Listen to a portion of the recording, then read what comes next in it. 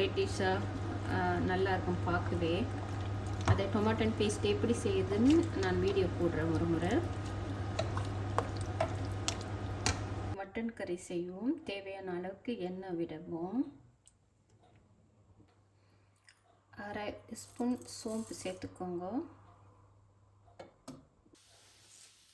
பிரிஞ்சி இலை உருண்டு, பட்டை சிறிதளவு,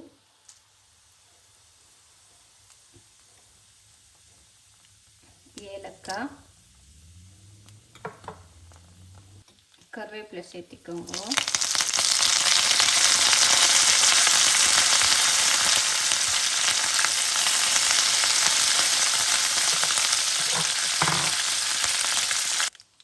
பிரியாணி 2 இலை, பச்சை மிளகாய், வெங்காயம் 2 வெங்காயம். நான் வெள்ளை வெங்காயம் 1, சிவப்பு வெங்காயம் 1 எடுத்துருக்கேன். ஏலக்காய் 3 போடுங்க. மிளகு ஒரு 15,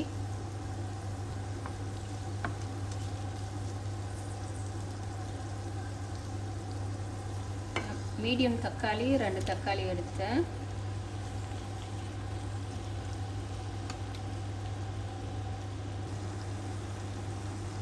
இஞ்சி பூண்டு விழுது 2 ஸ்பூன் போடுறேன்.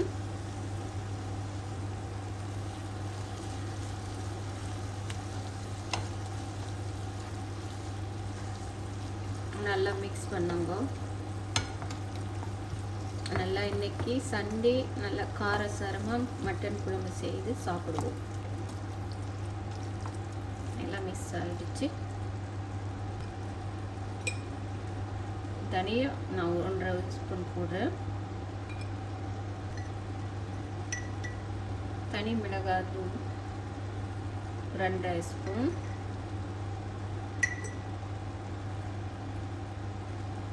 மஞ்சள் தூள் 1/4 ஸ்பூன். எல்லாம் போட்டு மிக்ஸ் பண்ணுங்க.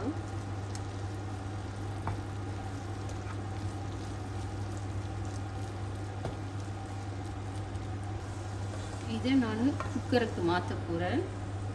ஏற்கனவே நான் எலும்பெல்லாம் வேக வச்சுருக்கேன், அதுக்கு மாற்ற போகிறேன்.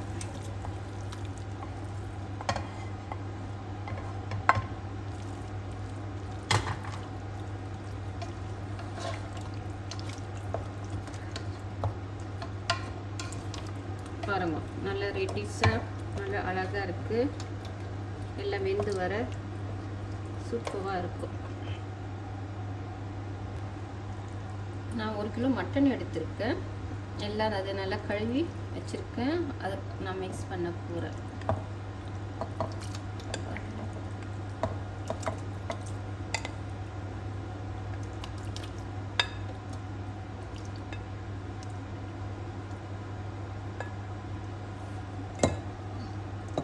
இங்கே வந்து தமிழ் கடையில் விற்கும். வியாழக்கிழமை வரும். 2 கிலோ அந்த மாதிரி பாக்கெட் பண்ணி விற்பாங்க. அதே போல் இங்கே துருக்கி கடை, அப்புறம் டொச்சி கடை எல்லாம் இருக்குல்ல, அங்கேயும் எல்லாம் இருக்கும். ஆனால் நம்ம தமிழ் கடையில் இருக்கிற மட்டன் தான் நல்லா இருக்கும். இல்லை, நான் தண்ணி ஏற்கனவே இருக்குது, அதனால் நான் தண்ணி விட மாட்டேன். தேவையான அளவுக்கு உப்பு,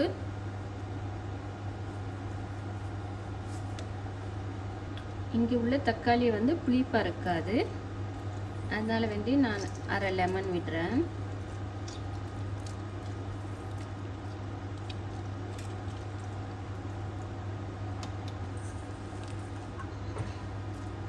சிறிதளவு கொத்தமல்லி போடுறேன். நான் டொமேட்டோ பேஸ்ட் கொஞ்சம் விடுறேன். இங்கே வந்து கடையில் வந்து டொமேட்டோ பேஸ்ட் விற்கும். இது விட்டால் குழம்பு வந்து கெட்டியாகவும் அதே போல் ரெட்டிஷாக நல்லாயிருக்கும் பார்க்கவே. அதை டொமேட்டோ பேஸ்ட் எப்படி செய்யுதுன்னு நான் வீடியோ போடுறேன் ஒரு முறை. கொஞ்சம் மிளகுத்தூள் கொஞ்சம் போடுறேன். ஏன்னா மிளகுத்தூளும் டொமேட்டோ பேஸ்ட்டும் போட்டால் நல்லா அப்படியே கிரேவி மாதிரி வரும். நம்ம இது குழம்பு 4 விசில் விட்டு இல்லாட்ட 3 விசில் விட்டு எடுத்த பிறகு அதை நம்ம மறுபடியும் சூடு பண்ண தேவையில்லை. சுண்டி வர பாருங்க எல்லாம் இப்போ எல்லாம் ரெடி. நான் ஒரு 3 விசில் விட போகிறேன். நான் இதில் கொஞ்சம் மட்டன் எடுத்து ஃப்ரை பண்ணியிருக்கேன். பாருங்கள், நான் இதில் பாதி மட்டன் எடுத்து ஃப்ரை பண்ணிட்டேன். இதில் வந்து லாஸ்ட்டாக கொழுப்பு, அப்புறம் அந்த ஈரல் அதெல்லாம் போட்டிருக்கேன்.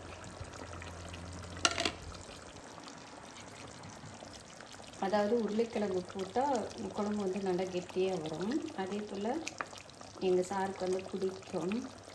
அதனால் வந்து நான் உருளைக்கிழங்கும் கொழுப்பும் அப்புறமா ஈரலும் லாஸ்ட்டாக போடுவேன். அவ்வளோதான், ரெடி.